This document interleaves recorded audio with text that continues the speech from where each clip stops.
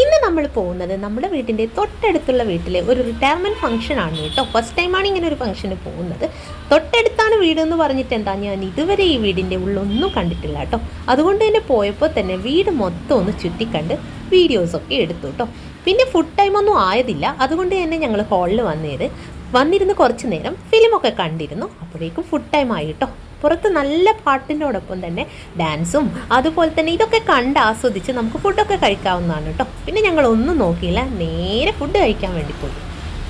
കഴിച്ച് വന്നപ്പോഴിതാ അവരുടെ ഗ്രൂപ്പിലെ ആൾക്കാരെല്ലാം ചേർന്ന് ഡാൻസ് ഒക്കെ അവതരിപ്പിക്കുന്നുണ്ടായിരുന്നു. അതിൽ ഈ ഒരു മനുഷ്യന്റെ ഡാൻസ് സത്യം പറഞ്ഞാൽ എന്നെ ഞെട്ടിച്ചു കേട്ടോ.